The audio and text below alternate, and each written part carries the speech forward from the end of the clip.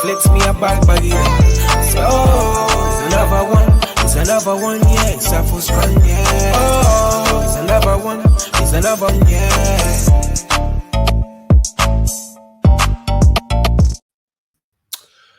Good afternoon.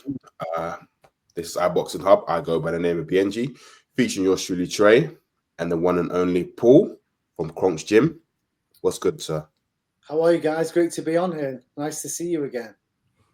Pleasure. The pleasure is ours. Paul, once again, I just wanted to just take this opportunity to thank you massively for the time that you're affording us today, just to, you know, give the community something special. Just to give people a background before I get into the intro, you are the one of the co-official owners of the KRONK brand. So everyone knows about the KRONK brand. Emanuel Steward, an absolute legend. And you've been able to do a massive job with the brand, and you've got so many tremendous stories. Sorry, Paul, we've got this legendary picture here with you and Michael, with Muhammad Ali at a book signing. I know you've got plenty of stories to tell. Jeez, but, you've been digging on me. You've been digging. Yes, of course. We have to be prepared. Before we go live, just wanted to say, people, thank you so much for tuning in. This is episode 197, and 197 is going to be a special because we've named it the KRONK Boxing Roundup. It's a special. So, Paul, thank you once again. And before we get started, we actually forgot as well. Here's a quick word from our sponsors, D-Rock Clothing.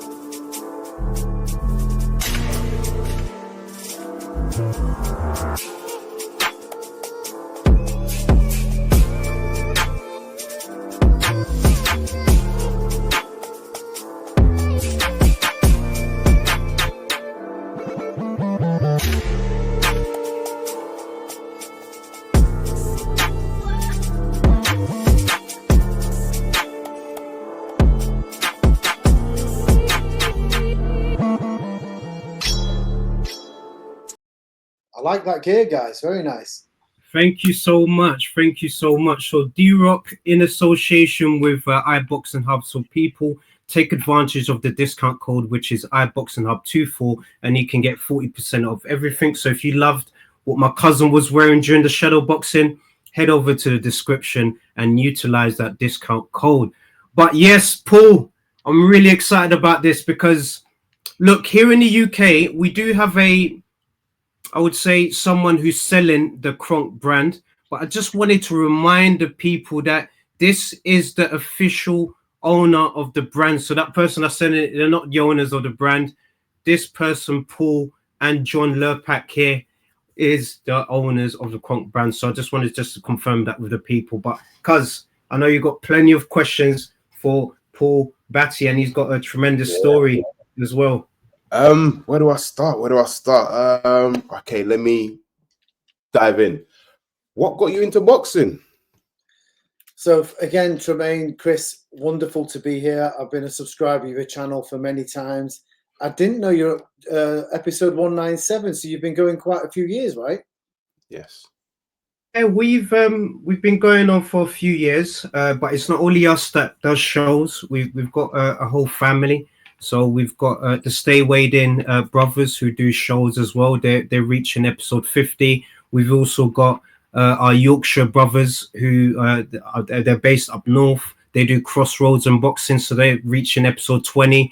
We've also got El Rico. He's the person that deals with banter and boxing. So we've got a big team that deals with various different aspects of the channel, so we really do appreciate it. And Mr. Neutral is saying good evening, good afternoon, iBoxingHub, and salute to Paul Bhatti from KRONK Gym. Look, we've got someone to tune in, Mr. Neutral. I actually call him the classy one, and I actually also call him the Jim Watt of new boxing media because his commentary skills is tremendous, Paul. So yeah.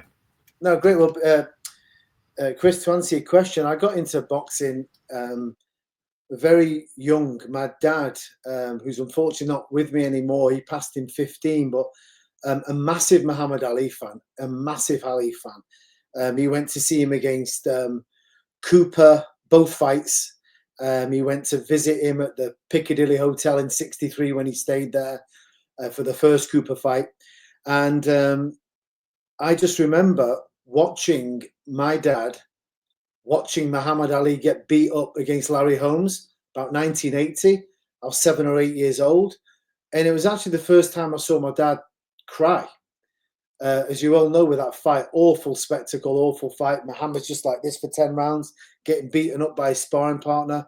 And that passion, that tear, that emotion that my dad had, it stuck with me. Obviously, I never conversed with him at 7, 8 years old to understand the emotional aspect. But knowing who he was and knowing how that got him, I'm looking at this guy and I realized that this was special. Then over the years, it all just clicked for me. And like every kid does around the house, they'd be looking drawers, cupboards, and they're mooching around. I just saw scrapbooks that I've still got. I brought them all here to the US. Just paper cuttings that are 50, 60 years old. All these books behind me, my dad just had in pristine condition. So all around this office, it's a shrine to Muhammad Ali, including that picture that you showed. That was 1992 at a bookstore in Manchester.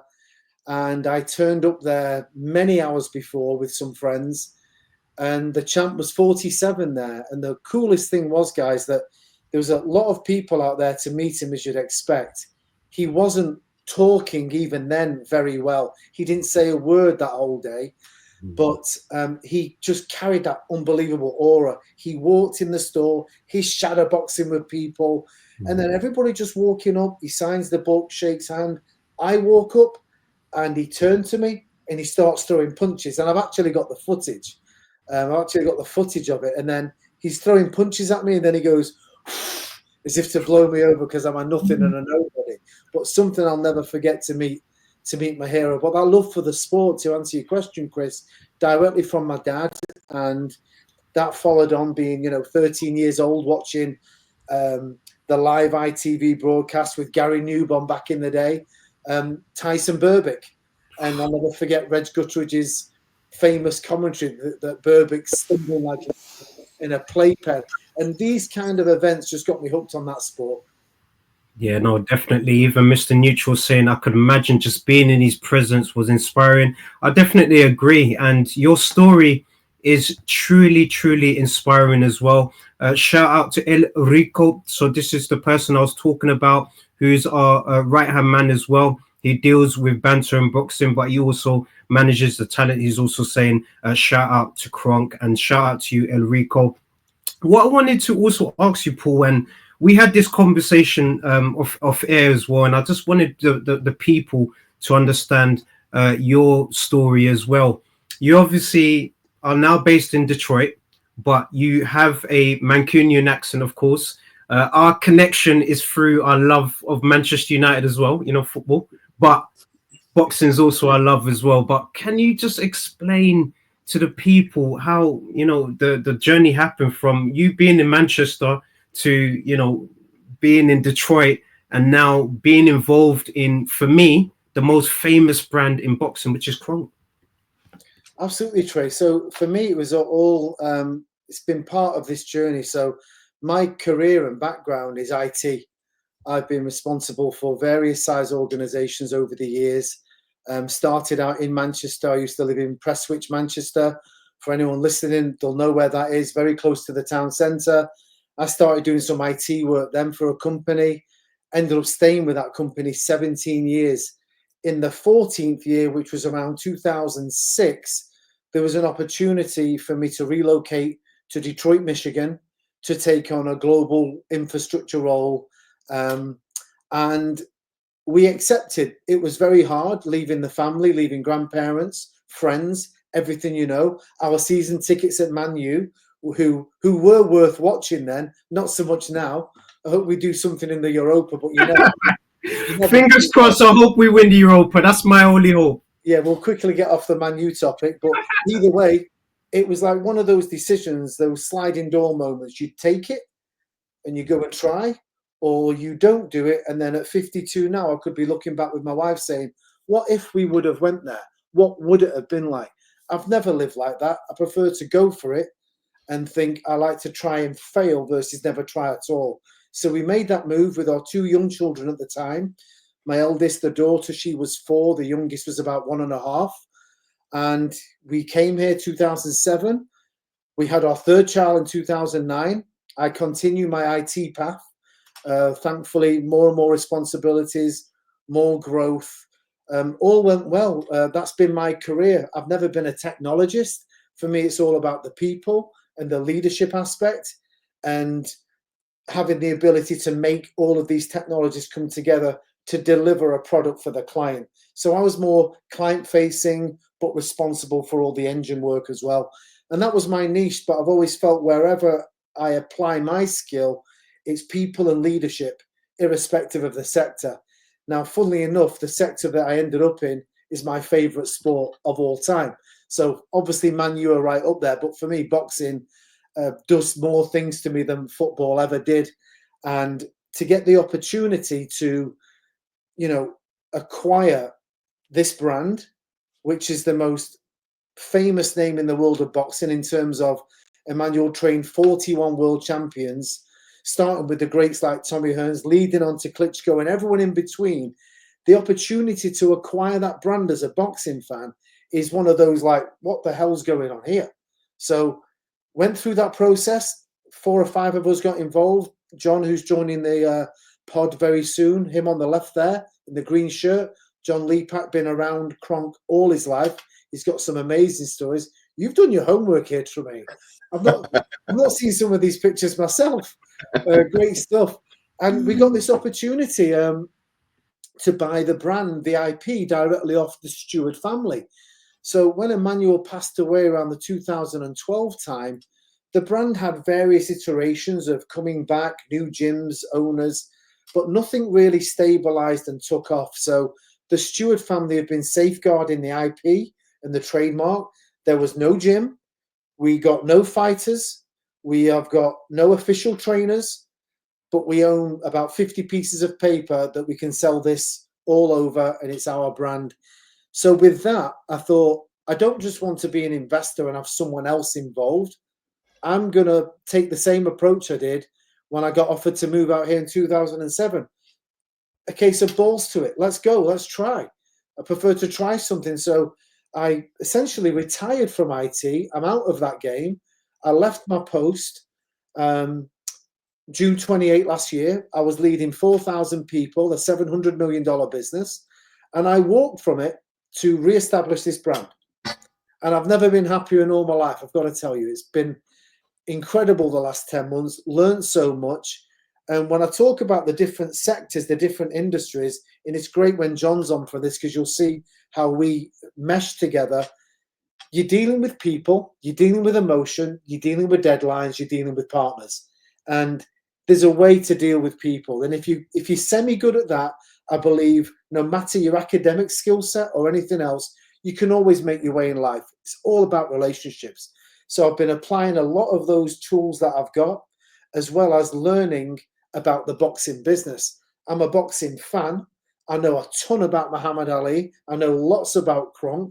I wouldn't say I'm a boxing historian that can talk about, the first 10 opponents that Randolph Turpin faced, but I know enough about the sport to get me by. The business side I found so interesting because as frustrating as it is of what I've seen over the last 10 months, it actually excites me even more because there's opportunity to do things better. You hear wherever you go in whatever sector, oh, it's always been done like this. You'll never change this. You'll never do that. Well, if you believe that and stick to that rhetoric, you're not going to get very far in your personal life goals and stories. So I'm not here to say that myself, John, and KRONK are going to change the face in the world of boxing, but within our own environment and within our own brand and our own business and employees, yes, we can make a difference. So that's what I'm driving to do. Wow, that is just so powerful as well. And I just find that your story is very, very inspirational. Just as an entrepreneur myself, I'm just having aspirations to do what you're doing. It just gives me that extra bit of hope to know that, there's people that, apply their skills from other trades to be able to apply it to their passion, and you're thriving right now as well. And I also wanted to mention as well, both you and John also have a fighter under your books as well. And last weekend, he obviously got his victory, 2-0 now. So could you also explain that journey, to the fact that you're also covering different aspects as well as having a fight under your books as well? For sure, yeah, we're very proud to have him. His name's Hunter Lee, a decorated amateur from Canada. As you can see, he's a very handsome young man. He's very eloquent. He speaks very well, knowledgeable on the sport, fantastic family and upbringing. And he's actually 25, so he's come pro pretty late, but an extensive amateur career. I think 9 or 10 times national amateur champion of Canada, Quebec champion, multiple Golden Gloves winner, over 100 amateur wins. And he comes with great pedigree, and we signed him up. So he's our first pro fighter, and he's had 2 fights, 2-0, 2 knockouts. He's learning the game. And what we liked about Hunter was, it wasn't a kid that was just coming up 18, I want to turn pro, I want to turn pro. He's got a business mind, he's got his own few little hustles going on, but he was waiting for the right partners, because he's also aware of the pitfalls of the sport that we're all aware of. And for me, as I go back to the leadership aspect, when we have fighters, and albeit he's our first one, and we have got a pipeline and a roster that we are reviewing, but I made it very clear when we signed Hunter on a 3-year advisory contract, we're here to guide your career, not just inside the ring, but outside the ring. So you hear so many stories, Tremaine and Chris, in terms of fighters, where they'll make a fortune, but they've got no money left. And then they come back at 35, 36, to fight for the IRS because they've got no money. But the skills have gone. Their face isn't in it anymore. The heart's gone. I don't want that to happen to any KRONK fighter. I can't control what happened in the past, but I can certainly guide what's going forward. And the purpose for me is, it's all about growing people. It's less for me and the main guys that run it, but more for our fighters, our amateurs and pros, and our employees. How can I take them with their skill set and give them a better chance of life? I was afforded great chances and opportunities. Sometimes you're lucky to get them. So you've got to make the most of it. So with Hunter, I talked to him about setting up his own LLC. I have him speak with our wealth managers, with tax managers, to advise him that when the big money comes and you get paid, for example, $1 million gross, you've got to keep 30% of that back, because Uncle Sam wants that come April 15th every year. And I find that a lot of the kids in sport, in boxing especially, don't get this knowledge. And we're here to make sure that he's got people that review his contracts, like myself and John, sponsorship opportunities, what he does with his money, his tax strategy, how we can involve him with the business. We all know it's the hurt sport, as we all know, we call it. Something can happen to him. So John brought out a theme, as you know, over here. UK's pensions over here is 401k. So John named something 401 KRONK, whereby in his contract, once he gets to a certain earning threshold, capacity of that threshold, 10% of those earnings automatically go to his wealth portfolio. So if something happens to him, heavens forbid, the detached retina, perforated eardrum, Hunter's got something. And not just Hunter, however many fighters we have are going to go through the same process. So John provides a lot of the boxing mentorship and leadership. He's been around 250 big fights in his boxing career. And I will provide the career, the life coaching, the infrastructure around him to make him successful. All I said to him on that very day where the picture was, that I want you to focus on training.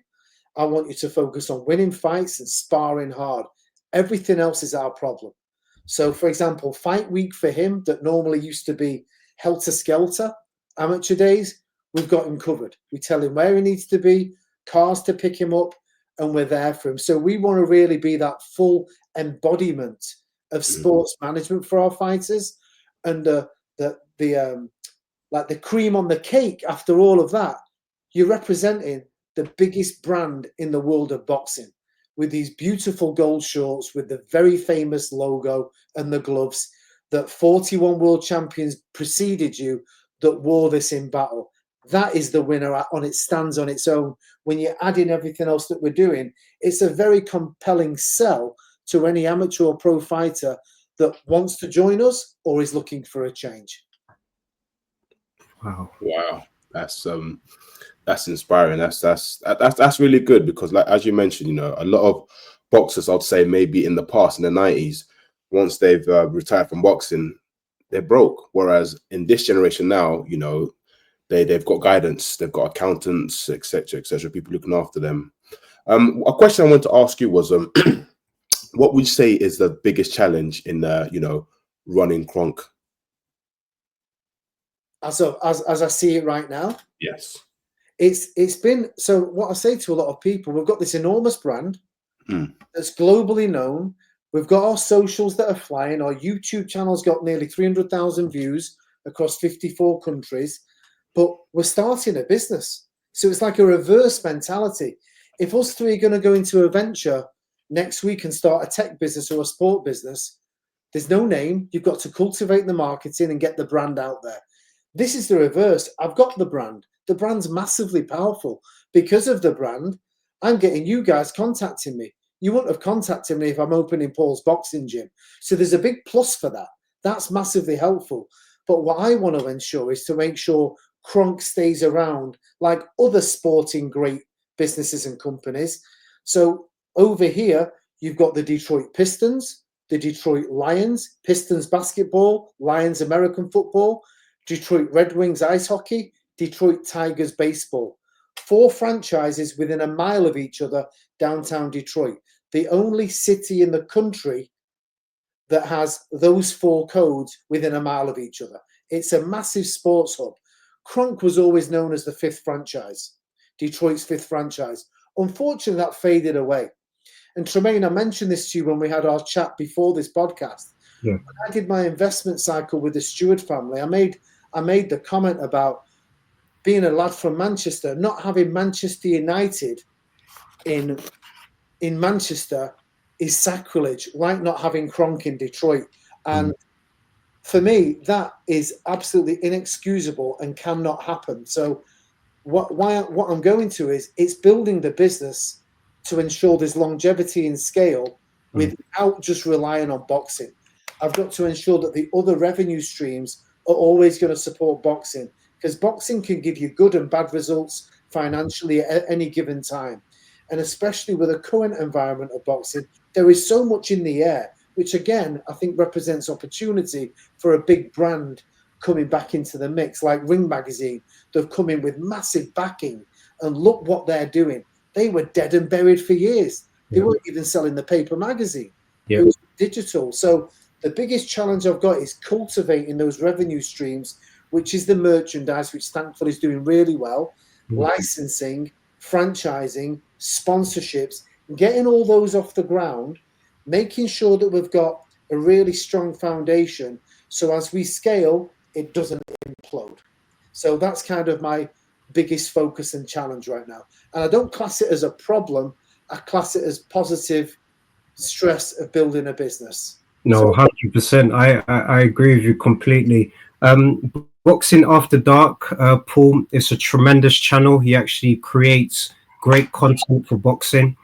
Big up to you. Thank you so much for tuning in. He's saying that he would love to know your favorite fighter from KRONK. Gerald McLennan, G-Man's obviously his favorite. And he's also mentioning the KRONK shorts are so legendary. We love it as well. That's why I love the fact that now that we're in a new era, and you've got your newest fighter who's also carrying that generation of wearing those legendary shorts. So let Boxing After Dark know who your favorite fighter was. So my favorite KRONK fighter of all time is Lennox Lewis. Has to be. Again, that symbiotic relationship he had with Emanuel was the turning point of Lennox's career. And if we all remember, Emanuel was in the corner for Oliver McCall when he beat Lennox. Or was it Hassan Rahman? Apologies. So it must be Hassan, yeah. I think it was Hassan Rahman. It was. Yeah.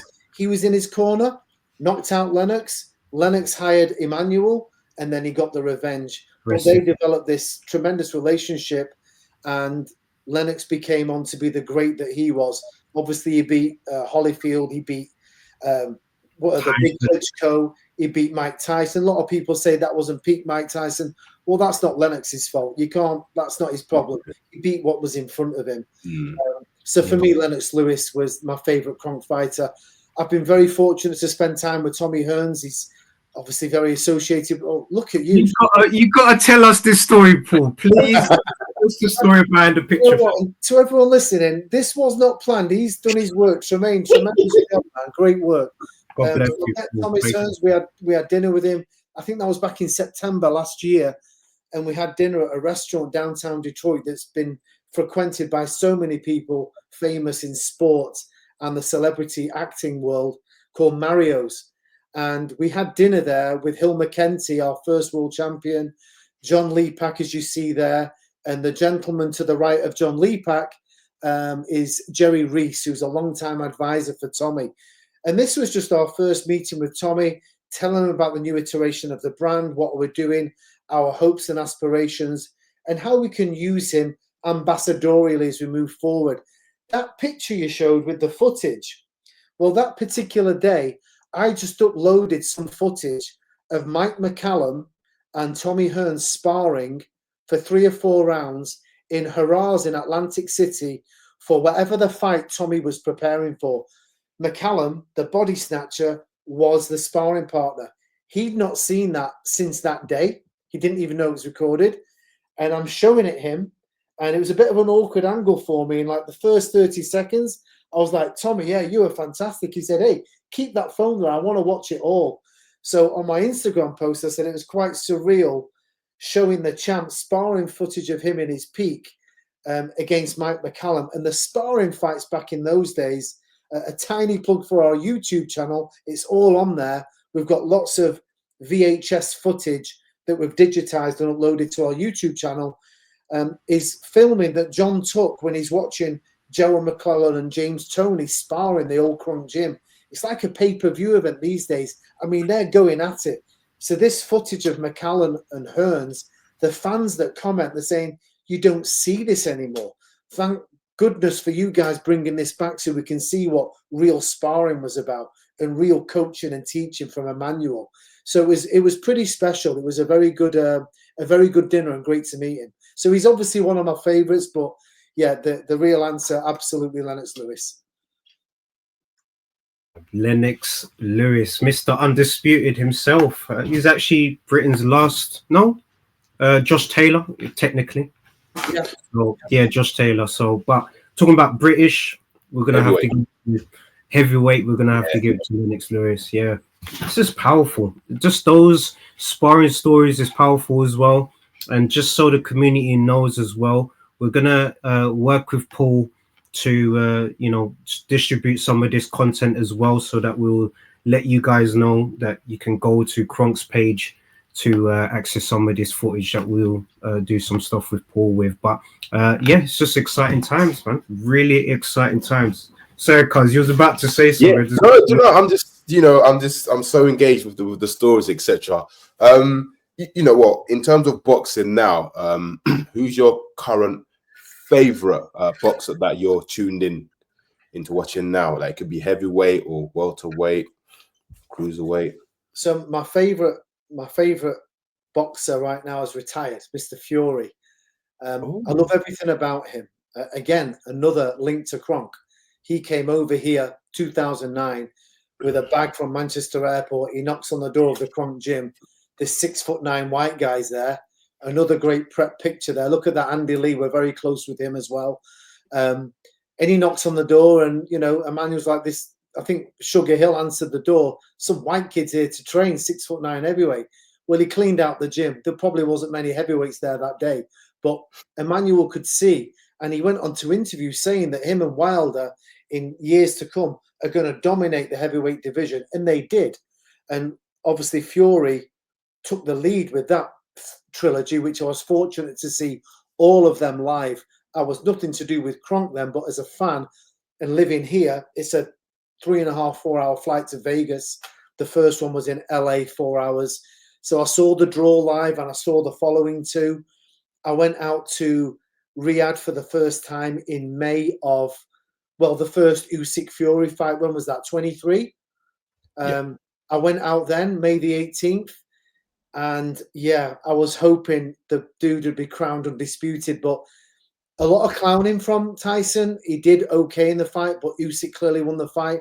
I went back out again for the rematch. I thought Fury fought much better fight, but yeah, there wasn't enough for that guy. I think Usyk is absolutely phenomenal. Beaten Fury twice, beaten Chisora, beaten Dubois, beaten AJ. He's the man to beat. But Fury, for me, without him around, that charisma, that showmanship, I think he'll have a fight with AJ. But I think it's going to be very one-sided because AJ's got a lot of mental work to do. And I thought Fury, in his last fight with Usyk, was certainly not aging. He looked on point. He fought a much better fight. Tactically, he seemed fitter, but that guy was just better. But I'd love to see him back. So he's my favourite one to watch. And another one I really like to watch is Ryan Garcia. There might be a few issues with saying that, but you know, Conor Benn's been through issues with drugs. So many have. I'm not advocating that whatsoever. But from a skill set perspective and that whip of a left hook he's got, I think he's a especially talented fighter. And I'm really looking forward to him beating Romero in a week or so. So I like watching Ryan as well. Oh yeah, Ryan, the King Garcia. No, big up to him as well. And Boxing After Dark's absolutely loving you, Paul. He's just saying right now, is there any chance of getting some signed memorabilia on the KRONK store in the future? And just so I'm saying that as well, we've got your partner in crime. We've got John from KRONK. Yes, John, big up to you. Thank you so much for joining us. Paul's set the tone perfectly, but look, this picture for me surmises the great partnership that you guys have and what you guys are building. So, John, it's just an absolute honor just to have you on the show and to bless us with your tremendous stories that you have with the KRONK gym as well. Paul was actually explaining as well that you was actually the one recording some of these legendary spar footages on KRONK's YouTube channel. So just I'm just excited to have you, Paul. John. So no, thank you. You're far too kind. I apologize for being late. Parental duties and a car accident avoided, but I made it. And my great partner there, I'm sure he did a fantastic job of holding it down in my absence. There's no one else I would really trust, honestly, other than Paul. You know, I've been through so much in this business over the years, going back to holding that camcorder as you spoke about, and Paul's just a pleasure to deal with and a consummate professional. And like I said, there's no one better that I could have by my side working in this business. Appreciate that, brother. Yeah, no, absolutely powerful. And just thank you both for your roles because for me, it's the famous brand in boxing, but you both have reignited that flame that may have gone, and you're making it into something great. And with the signings that you've been able to make, with Hunter involved in the roster as well, with the memorabilia stuff that you have as well. I know you've got some exciting ranges that you're going to launch for the people, for the fans. And I'm just really excited, just as a fan of boxing, just to see what you're going to do with the brand. And I love the hoodie, I love the t-shirt, love the hoodie. We love it. Only, I might add, at the only official sources of real authentic KRONK Detroit merchandise. There you go. Actually, KRONK.com would be the link, and Paul is wearing one of our great partners in Roots of Fight collaboration. This is authentic KRONK.com merchandise. So thank you very much. Here, you see, it's just got the woo. Yeah, I love that pain. I love that. That's we've also registered that trademark because on the very famous red door that John was so fortunate to walk through 1,000 times, I've just seen it on pictures. This door led many to pain and fame, and surprisingly, no one had trademarked that. But over the last, I think 4 months ago, we filed that application, so it's essentially pending. So it's ours, so we can produce that stuff, and we can only produce it from only available in the US. So it's truly our trademark. So yeah, just another example of what we're doing with this brand to scale it out a lot more. And I'm sure, Paul, you touched on it, but that's a lot of people have, obviously made a lot of inquiries since we got back in this together about where we're at with the brand. And, while I think I speak for the whole team when I say we can't wait to be able to deliver on so much for the fans. We appreciate their patience, but there's just a lot of things behind the scenes that we didn't want to rush the process. As I like to say here in the States, people are used to putting something in the microwave, cooking it on fast, but then they don't even have the patience to wait for that. And they're opening the door, taking the dish out of the microwave. Well, this is a slow cook process for us. And we're making sure, again, from things like trademark filings, legal documents, having the right team of lawyers involved, making sure, again, the foundation is very strong. And again, we appreciate the patience of the fans. We've got some really exciting news that we'll be announcing in conjunction with some collaborations and partnerships, including the gym. I don't know if, Paul, you let them know we do have an executed lease in place, but and I kind of was in two minds on because we can't say anything about it. So yeah, we've got 3 really good things signed and sealed, but we're working with the respective marketing and PR agencies of those businesses before we can do Instagram collaborating and all that stuff. But really, really happy with the pace that we've been able to hit right from the get-go. And to John's point, when we talk about fundamentals, this is something that has been our mantra all the way through the acquisition cycle before we owned it. And I made the point that it's great to be the team that brings KRONK back to its rightful home of the great city of Detroit. So we're not going to be the team that screws this up. It's about scale, longevity, and doing it right. And I did say earlier, John, before you joined, like with anything, if you grow the house too big and you're not ready, it does that. We can't afford that anymore with KRONK. It's been a bit too of this over the last 10 years. And with the great franchises we've got here in Detroit, we're here to come back and here to stay. And that happens by bringing in that structure.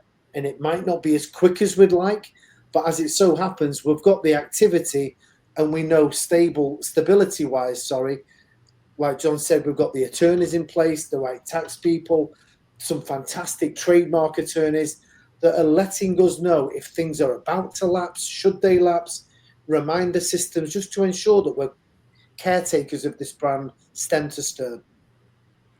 Wow, it's just, you know what, it's so inspiring just to hear the passion that you both are, presenting in this tremendous project, because I just think that, like you said, Paul, normally when you start a venture, you would have to build up the brand first and then do the other stuff. But you've had to do the opposite. The brand's there, but now you're just doing the other bits. And I just think that with how sort of social media and how life has been able to advance in terms of the technology people are using, I think you're really going to thrive. And just sharing the energy from our conversations and just speaking to you both now, I really think that you're really gonna do a tremendous job. Especially, I'm excited to see Hunter's journey as well. I can't wait for him to, be a world champion, so that you both can say, look, we've been in the journey from the beginning and we've been there to the end. So big up to you both. Honestly, it's powerful. Thank you. I have a question for John and Paul.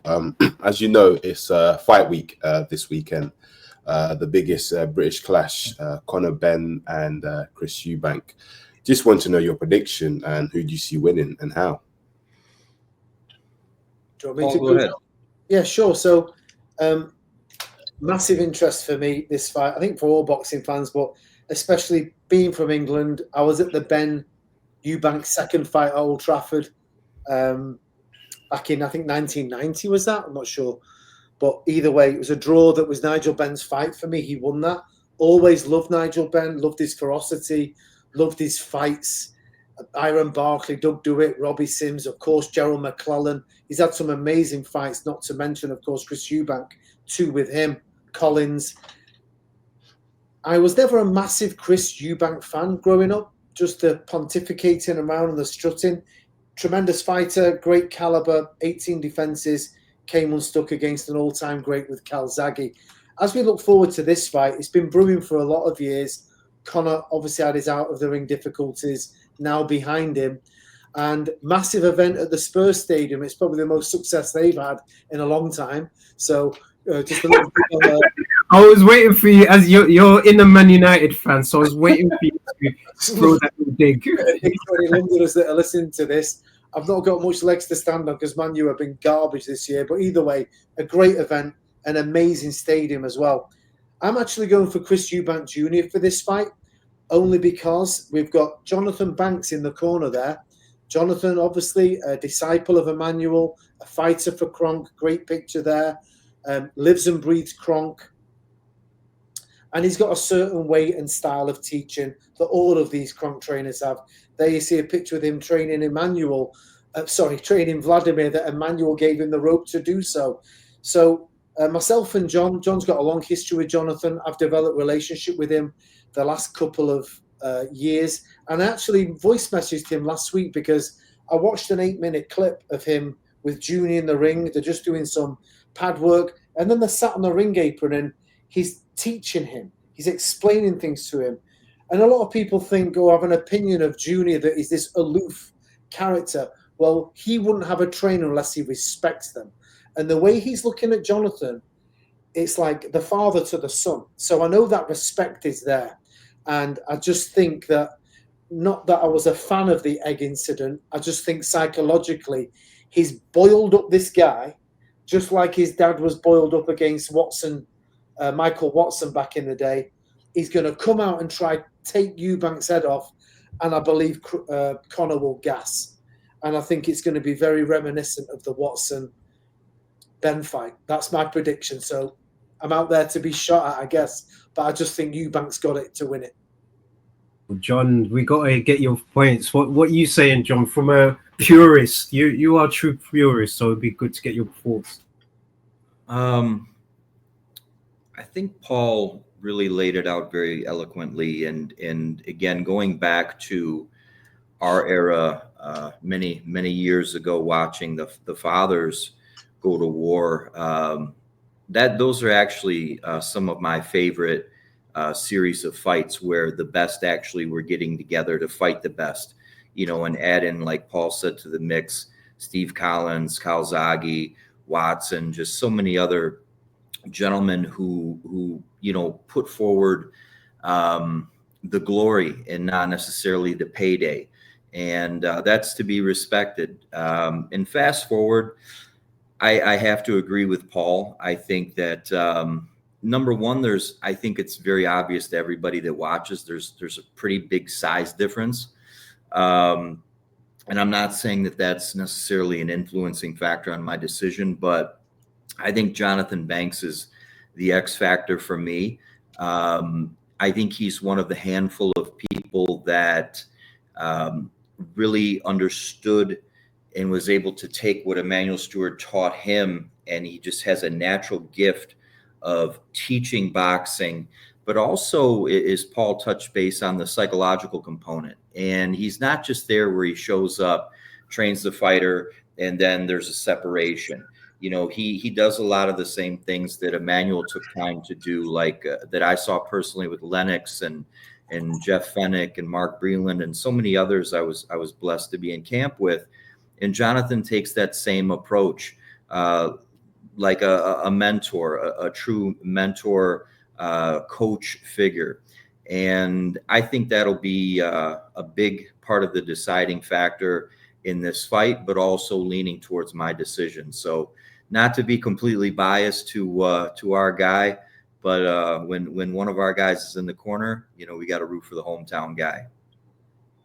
You know what? I 1000% agree with you guys. I'm not too sure with my cousin, but I'm Team Eubank as well, man. What it is, I just, not only with the connection with Banks, I think that's a tremendous acquisition to his team because of the history with Emanuel Steward and what he's going to bring to his corner. But I think you're both right. Just in terms of the experience, ring IQ, I think also the weight is going to be a big factor. And I think, like you both said, Eubank has set a trap, which is to get Conor very angry and rattled, and he's done that. So that could determine what's going to happen in the first, let's say, first 4 to 5 rounds. Should he survive those 4 to 5 rounds, which people think that Conor's got a good chance, then, you know, after the 6th round, I think it's just going to be plain sailing for Chris when he withstands that heat. But cuz I don't know what you're saying. Do you know what? It's a tricky one because so Conor's moving up 2 weights, right? Apparently he walks at 160, but he's actually a 147 fighter. The way I see it, Conor's saying that, you know, he's gonna bang out Chris between 1 and 4 rounds. Now, if it goes past 5 rounds, he might struggle because he's never fought at that weight. But again, you know, the way I see it, on paper, I'll say Eubank, most definitely. But again, when it comes to fight night, anything's possible. All it takes for one clean punch to land. But I'm going for Eubank. I'm going for Eubank. But if it goes to distance, I can see it being a draw. And I know it sounds silly, but I just see it being a draw where they might want to run it back to generate more money. It's boxing. It's sport. It's business. Yeah. Well, it's also, you know, there's no proven method to, you know, what one of our views may differ from each one. We all may watch the same fight, but certain things appeal to one of us more than appeals to the other. And I think that's part of an element that unfortunately boxing gets a really bad mark. And especially today, you hear, oh, that was a robbery. Oh, he got robbed. No, it was a close fight. It could have went either way, maybe in some situations. So I think for those that really understand the sweet science and know what to look for offensively, defensively, I think that a lot of the fight will be coming down to measuring it in a matter of inches at times, if you will. You know, the ability to effectively impress the judges with what those particular judges may be looking for. And that, not to go into the business side of things, but like, for example, leading up to the Lennox Lewis and Mike Tyson fight, I had left KRONK for that period of time, and I was actually working for Mike and was a part of his promoter of record team. And one of my responsibilities was to research not only a list of proposed referees, but proposed judges. So you really have to go into, when it comes down to these major fights, know what the judges look for.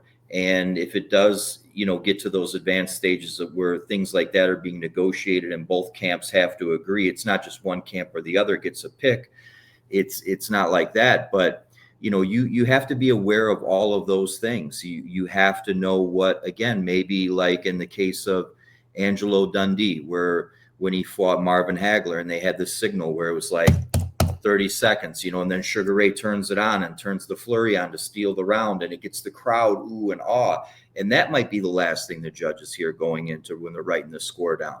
And they may have, they're human. They may have forgotten that first 30 seconds, but they remember the last 30 seconds.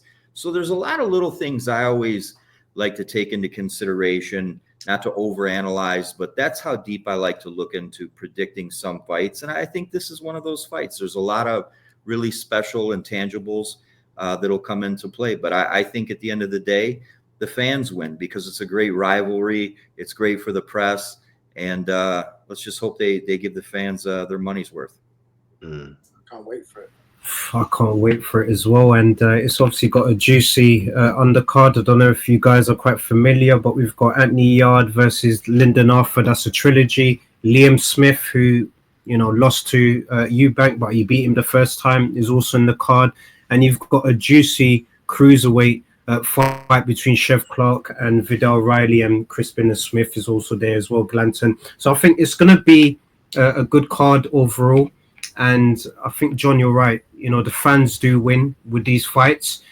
It's obviously going to be upsetting that we're not going to see Senior, you know, in that fight, because that would have been the missing ingredient to the whole build-up. But I'm sure, look, it's going to be a good showing. But I'm not going to lie to you both and my cousin. I'm going to be honest with you. I just want this fight to happen the one time. I want Chris to move on and try win a title. I want Conor to move on back to welterweight and try win the title. And look, let's just move forward, because I think weight classes are there for a reason, and when you're moving up 2 weight classes, it is very difficult. I know there's been people of the past. Look, Paul, you've met one of my personal favorites. For me, he's one of the greats of the sports. You know, Roy Jones Jr. has been able to show that you've been able to move up in weights, but on this occasion, I don't think Conor has shown enough, even at 154, that he could do something to Junior at 160. But who knows? It's a puncher's chance. That's a great point that you made, because, you know, one that has proven themselves at these weight classes as they've climbed. And if you look at Roy, even though there was a massive jump when he moved to heavyweight, again, there was strategy involved. It was, what champion did he pick to go after? What was his approach into growing into a heavyweight for that fight? But you also have to look at the flip side of what happened when he tried to lose that extra few pounds and was just bone dry. I was a part of the promotional team for the Tarver fight when he got stopped. And I remember when Roy got off the scale, I said that's it. I don't like to gamble on fights, but that was an easy one to predict just by seeing what had happened to Roy in that weight loss process. But going back to your point, when you see a lot of great fighters like Tommy move up, you know, it's strategic moves up in weight. When Duran moved up in weight, you know, Sugar Ray Leonard climbed up in weight. So many fighters throughout history have done it effectively, but it's been calculated measurements taken. This is a really, I would probably rate this as one of the biggest leaps up in unproven weight classes that we've seen in a long time. 100%. This absolutely, I agree with you, John. I absolutely agree with you. And just, this is why I like to speak to, you know, great minds like yourselves, because you've been able to watch the sport, you know, religiously, be involved in the sport. So you've seen some of the great moments, like you've seen, you know, Ray Lennon, you know, move up to midweight, but it's very strategic. Also, when Roy Jones was moving up at heavyweight, the guy that he chose, Ruiz, very good champion to choose there, because there was Mike Tyson, who was also a champion in that time, and there was obviously a few others. So look, I know you've got a few stories. Let's go for it, John. I know we're getting short on time, but speaking about Roy, it's a great point, because we were in the very dear friend of mine, Mario Costa, out of New Jersey, owns the Ringside. And a big shout out to my brother Mario. Love him dearly. And Mario's actually where Mike keeps his pigeons, up on the roof, and Mike has a gym there as well attached to Mario's bar. And we were up in I think it was Harlem Mike has some pigeons up there. And Roy had just defeated Ruiz, who Paul and I, we actually just spoke to Johnny, is still his partner and lawyer, Anthony Cardinale, not too long ago. And so when Roy came out of that fight, there was a very short window of time where there was going to be an attempt to make him and Mike. And I don't remember who it was, but somebody put Mike on the phone with Roy, and Roy was doing his best to sell this fight. And Mike was like, "That's cool, Roy. I love you, man, but I'm still going to fuck you up." And that's pretty much the end of the conversation. I may be paraphrasing a little, but I do recall something very close to that being said. And then that was it. They moved right on past that, and Roy went down in weight. And I think that's when we made the I don't know if it was post Etienne, I forget, but it was somewhere in that time frame when Mike was on the tail end, and that would have been, I think, a pretty entertaining fight for as long as it may have lasted. Two very explosive guys with speed and agility. Even at that late stage of Mike's career, there was a brief window where he really was putting it back together before he hurt his knee against Danny Williams. But back to the point of Roy, you know, Roy was able to carry his athleticism, his timing, his reflexes, and they really didn't start to fail him, if you look at it, until he lost that weight. So not that that's a major factor in this fight, but when fighters move up, it's always the moving back down part that scares me. Yeah, no, 100%. I agree with you. And Boxing After Dark absolutely loves you both. He's asking Paul and John, do you have any more old footages to come out on the channel?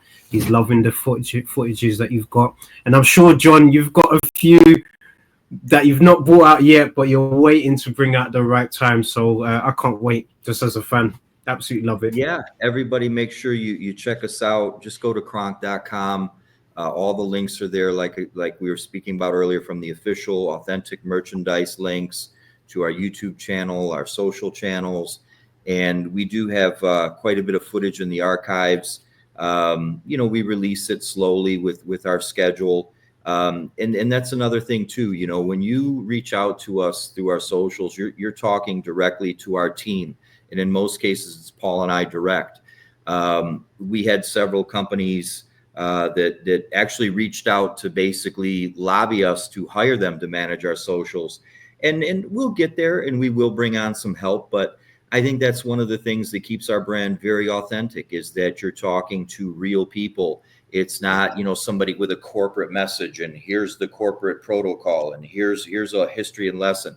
No, you could talk to us. We're real people. And I think that's part of what Paul and I do very well, if I may pat ourselves on the back a little bit.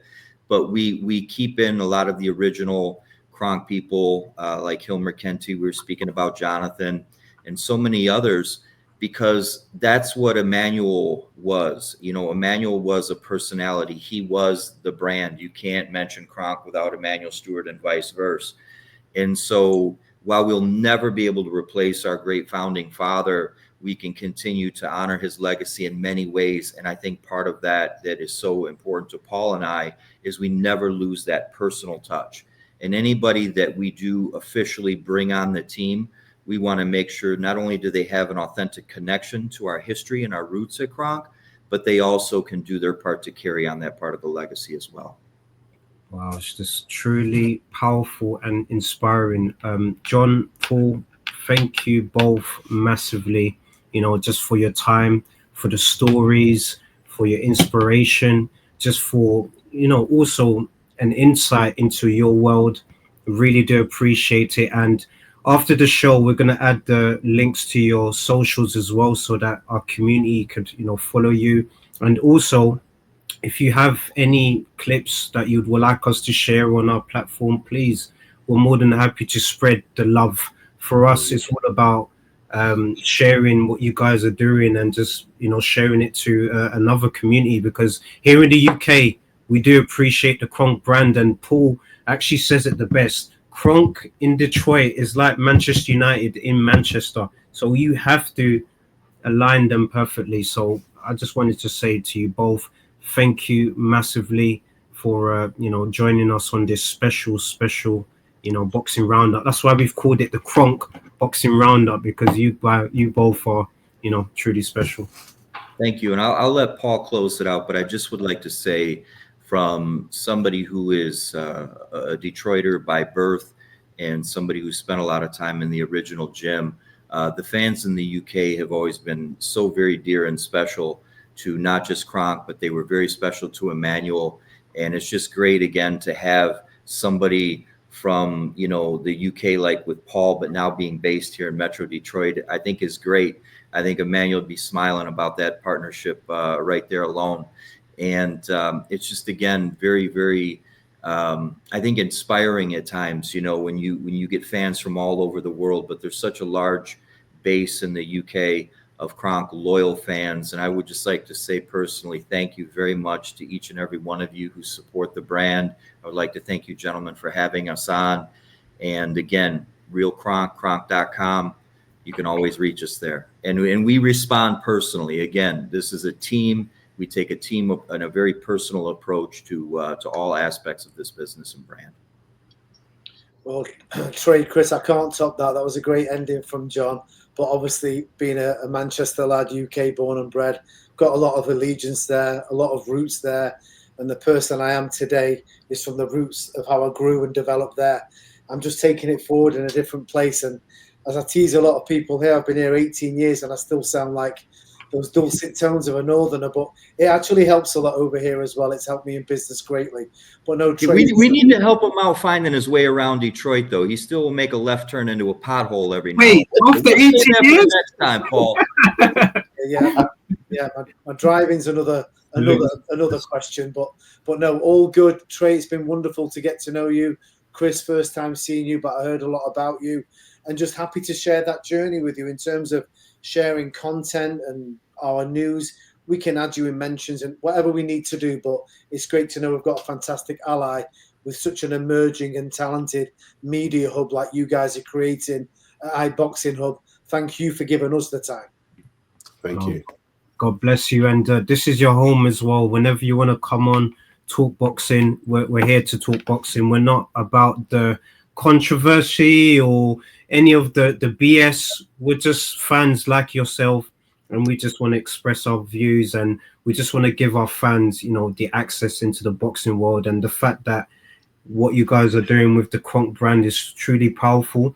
I want our fan base to know that you two are the guys that are leading the brand. So people, there are another brand in the UK that's selling the merch. Don't worry about that. These two is who you need to follow, and we'll put the links in the description so that you can, you know, get the new merch. And I believe, I don't know if I'm spilling the tea, but I know with Tommy Hearns, you've got something coming out. So fingers crossed, comes out. Let us know, and bang, we're gonna get that. Will do. Yes, and I might add an actually official signed off deal by Hearns and Hearns representatives, but we'll save that for another time. Wow, let everyone saying shout out iBoxingHub and KRONK. Yes, man, we love you. We love you, Thomas. Thank you so much for tuning in. Cuz, can you wrap up the show, and God bless these two as well? Yeah, sure. Guys, thank you for your support. Keep supporting. Have a lovely, productive week, and we shall see you again on Sunday. Peace and love. Thanks, guys. God bless. It's another band. All the Muslim cars now, whichever get up. Light up my card with a sweet one, please. Someone flips me a bag,